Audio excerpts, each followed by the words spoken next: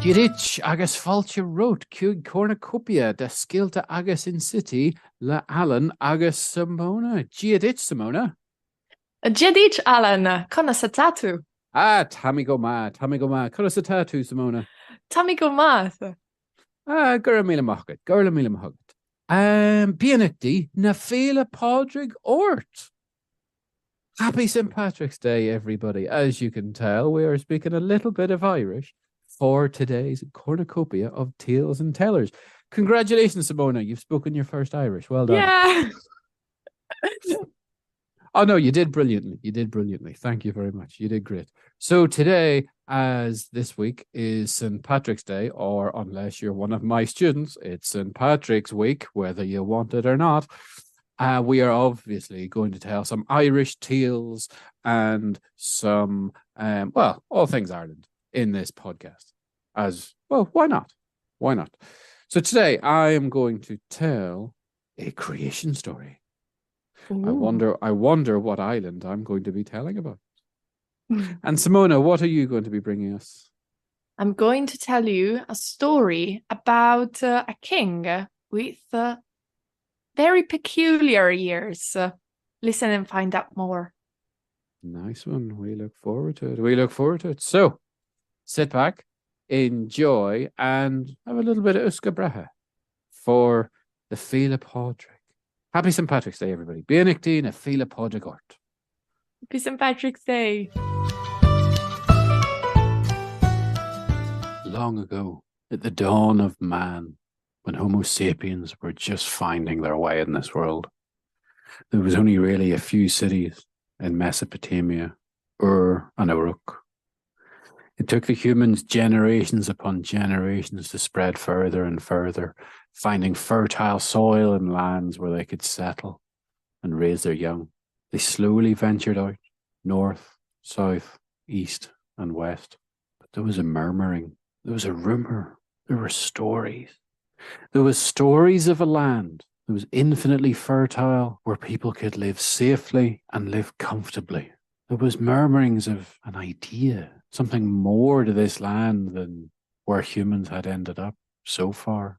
They had crossed deserts, they had crossed mountains, and there was oceans which no one could cross yet. Over time, the humans got better and better at crossing waters, whether that be the Arabian Sea or what we now know as the Mediterranean Sea. Over time, they built better boats to go further and further. It is said that a tribe in West Africa built boats and everyone got in search for this rumoured new place where the land was so fertile they could live comfortably forever. But there was another rumour that came with this. It wasn't all fertile soil, comfortable weather. There was a rumour that there was also a protector to get to this land. Not one protector, but three. 3 waves that circled this land. And these 3 waves judged the people trying to cross. Were they good enough for this land, or would they end up at the bottom of the sea? No stories had ever came back of people crossing these 3 waves. But this tribe in West Africa were determined and set out. They left the continent and headed north. They travelled for many weeks until they experienced what they were told. These 3 great waves protecting where this fertile land may be. These waves had names: the Ton Tua, the Ton Ruri, and the Ton Tlina. And although the waves give them a lot of pressure and a lot of problems, swaying the boats from side to side, these waves judged these people pure enough to cross. Storm settled and they finally crossed into clear water and landed on a beach. They spotted instantly that this land was covered in nothing but forests. This could work. These forests could be tamed, they could be cut down, and we could farm here.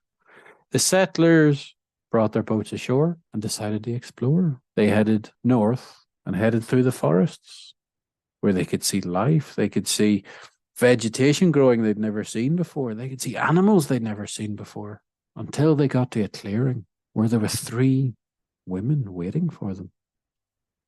These women weren't ordinary women. These settlers obviously knew there was something very different about these people. And it became very clear very easily as the women walked towards them. They weren't people. They were goddesses. The goddess on the left walked forward. My name is Bandla. I am the creator of this land. I give fertile soil, healthy forests, and a richness of animals that roam here. If you settle here, all I ask is you take care of them. The settlers said, we will. The goddess on the right-hand side stepped forward. My name is Fodla. I'm the goddess of literary skills unmatched in any other land. I grant you this skill, so long as you teach the future generations of us. The settlers said, we will. And the last goddess, the one standing in the middle, stepped forward. I will offer you protection throughout the ages and until the end of time. All I ask is you name this land after me. The settlers agreed and said, we will. Her name was Eru. Era. Ireland.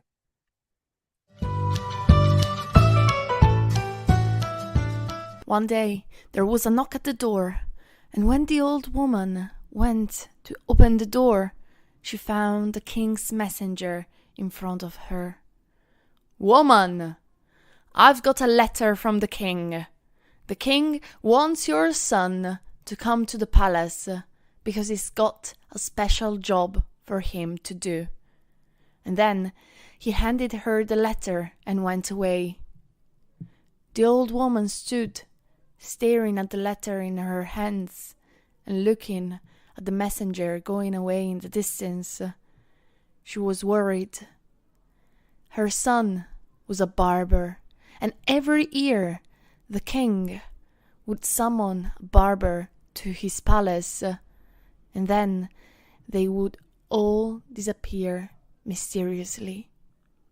She was worried. She couldn't let her son disappear. She had to do something. Her son was everything she had left in this world. So she went to the king's palace and asked to see the king. And the king was very kind and gentle. And then he grew sorry hearing her story. And he said, we can do something about this. Your son must promise that whatever he's going to see when he comes here to the palace, he won't tell anybody about it. He won't tell any living soul about it. And the old woman said, yes, I'll make him promise. I'll do it. And she went straight home. She talked to her son. And her son promised. And the following day, her son went to the palace and he cut the king's ear. And he saw something very strange, very peculiar about the ears of the king. But he had sworn he couldn't tell a living soul about it. It was a secret he had to bring to his grave.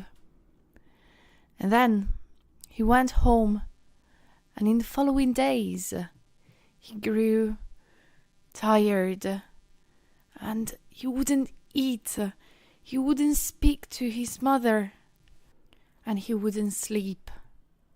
Well, her mother summoned a druid, but the druid himself said that he couldn't do anything about it. But he recommended something. He said to the old woman, your son is keeping a secret. A secret, he told me, that he can't tell to any living soul. But I've got a solution. Do you know that willow tree down near the river? He must go there on a windy day and whisper his secret to the leaves, and he will feel better.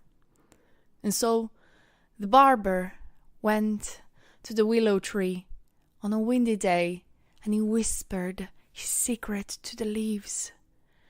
The king has donkey's ears. And soon he felt better. He felt relieved. Oh, he was free of his secret. He felt so nice. He felt so well. He felt great. He could start living again. And then the barber went home He forgot all about his secret. Sometimes later, the king's harper broke his harp, and he decided to make a new one. So he went to look for the best wood to make his harp out of, and he found a beautiful willow tree down near the river. He chopped it, he worked the wood, and soon a harp was ready. And when the harp was ready, he was summoned to the palace to play his harp once again to the king. And as soon as he started playing the harp to the king, a voice came out of the harp. A soft voice, a singing voice, a voice that sang this song. The king has donkey's ears. The king has donkey's ears. And the king looked around at the people in the room. His secret had been revealed. Everybody would be laughing at him. He must kill everybody. And the music continued. The king has donkey's ears. The king has donkey's ears. He would kill everybody. He would kill the barber who had spilled his secret. But then he looked around and he saw that nobody was laughing at him. They were fine with his secret. And from that day on, the king didn't hide his donkey's ears anymore, and everybody appreciated him for who he was, a kind and gentle king.